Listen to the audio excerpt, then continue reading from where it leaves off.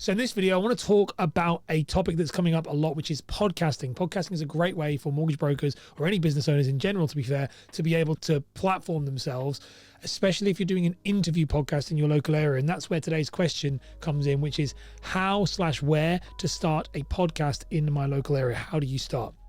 Okay, so the first thing you want to look at is you want to look at target market.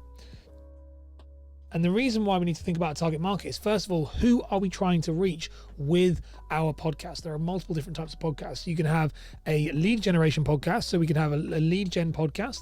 So we could have lead gen. Now, this lead gen show would be mostly focused on trying to bring awareness to what you do. So bring awareness to your service. So that is the awareness one. The second one you have would be a networking show. Okay, so it's a networking show.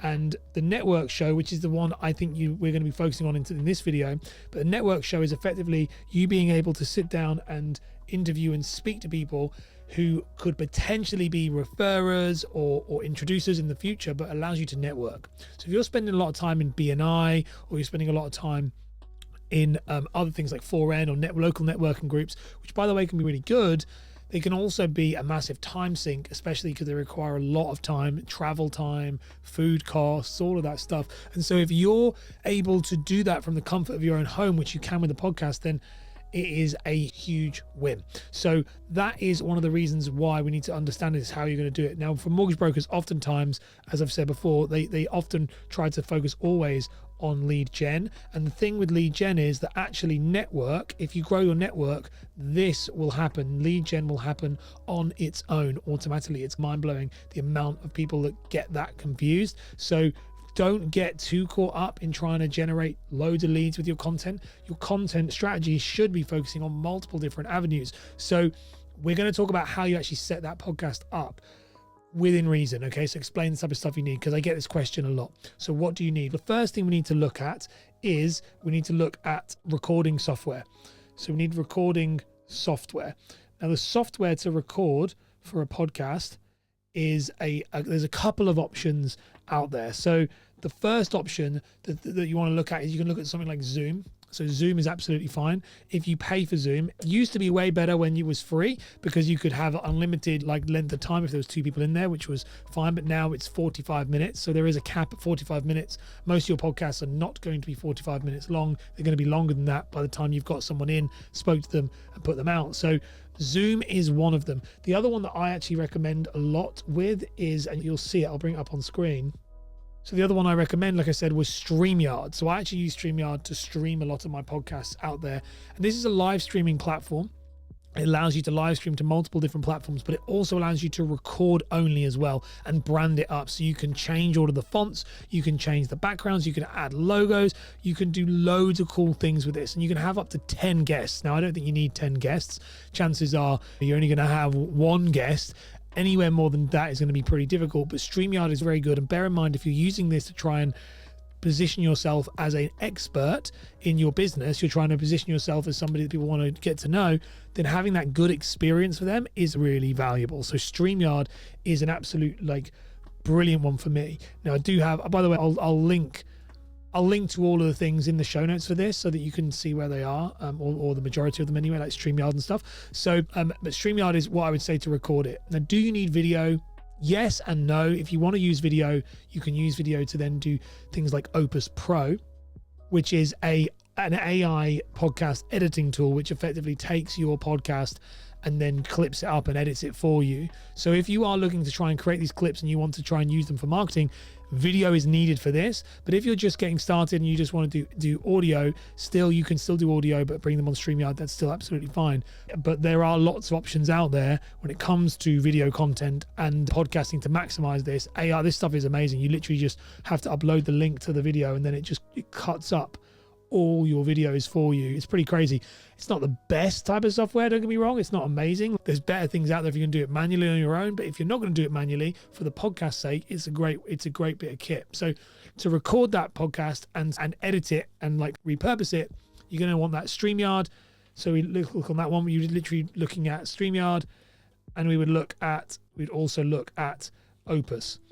And those would be the two. That would be, in my opinion, the two major combinations that I would be looking at. Now, that leaves us on to the next bit to talk about, which is what is the equipment do we need? So what equipment is needed in order for you to record this podcast?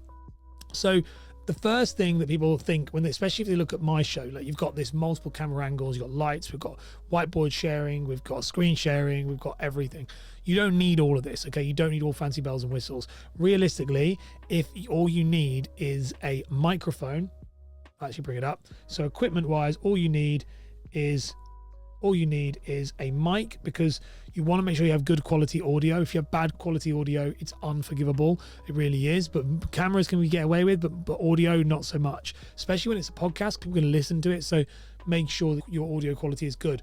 Also, remember, if this is a networking podcast, which is what we're going for, the whole idea is to try and make sure that you sound good to the person you're speaking to. So that you want good microphones for that. So we need a microphone. I'll give you some examples of which ones you can get as well.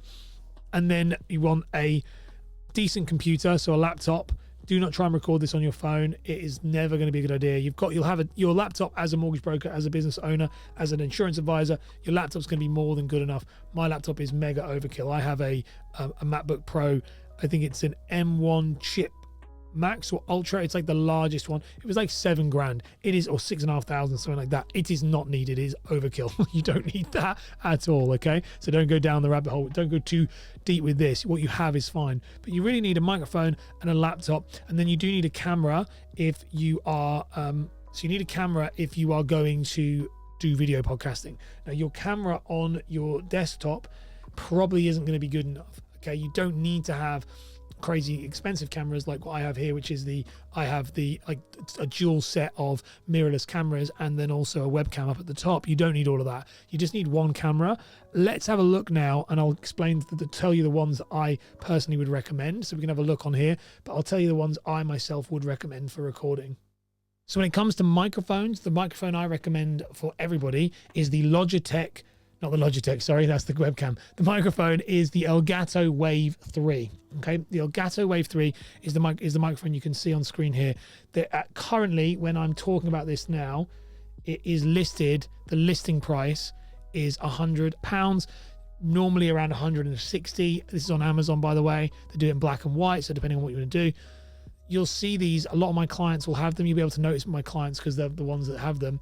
Also, though, you'll see this. Anyone who knows Chris Target, Social for Brokers, this is what Chris has, because Chris comes to me for tech recommendations, and this is what he had for the podcast. He was like, "What should I have?" So this is a great kit and perfect for beginning podcasting and good enough. The reason is because it has they have this what they call the Wavelink software, and the Wavelink software, effectively, if you can see if you look at my studio, and anyone who's watching, if you're watching right now, you'll be able to see that I have this hardware which allows me to mix sounds for my podcast, and that is the Wavelink software. The Wavelink software does all of that for you without you having to worry about it. So that is why this is the microphone I recommend everybody go for. Now, when it comes to webcams, the webcam I would recommend you go for, you don't need to get a mirrorless camera like what I have. They're going to cost you, they're going to run you $1,000 easily if by the time you've got all the stuff you need for it.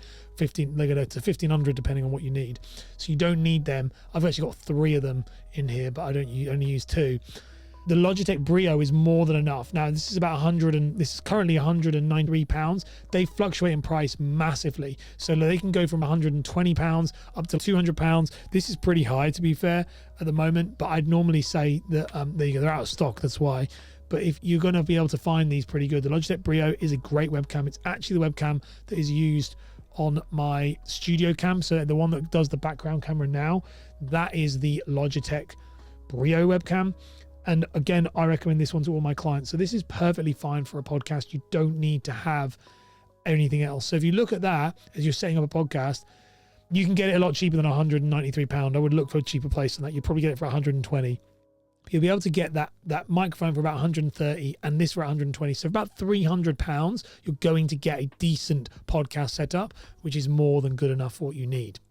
So the only thing we have to look at now is we have to look at hosting, okay? So hosting your podcast, how do you actually host it? Hosting your podcast, when it comes to podcasts, you need to put that show somewhere, upload it somewhere so it can go to Apple, Spotify, and other places. So when it comes to hosting, the best place to go, you're going to need to have 2 things. You're going to need to have a audio host, and then you're going to also need to have your video host, which will most likely, if you're doing video, which will be YouTube as well, okay? So you'll have an audio host and you'll have YouTube.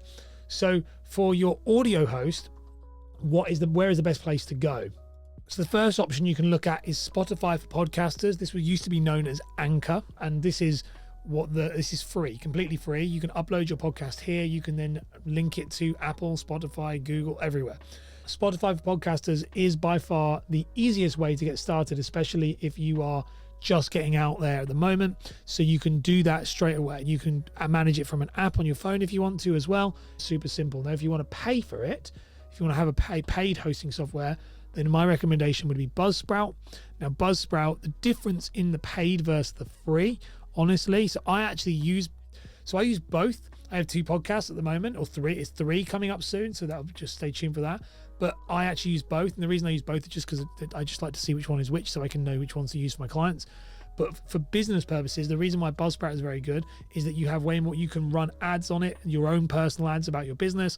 You can do a lot more things with it. There's a lot more features that are more business savvy with it. So it really comes down to what you want to do. Now, you can swap and switch between the two at any time. So don't worry. Pick which one works for you. So I would say, if I'm normally doing this, if I was podcast, I would normally be starting with Spotify for podcasters because it's free. See if you like it. And then as you do that, then over time, if you start realizing it's something you really want to continue doing, might be worth switching over and putting it onto something like Buzzsprout or Libsyn, or a paid one. Buzzsprout is the one I'd recommend. That's the hosting. So in summary, it's quite simple, really.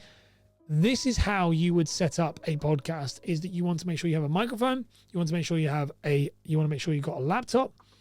You got to make sure, let's actually bring it on here. Go again.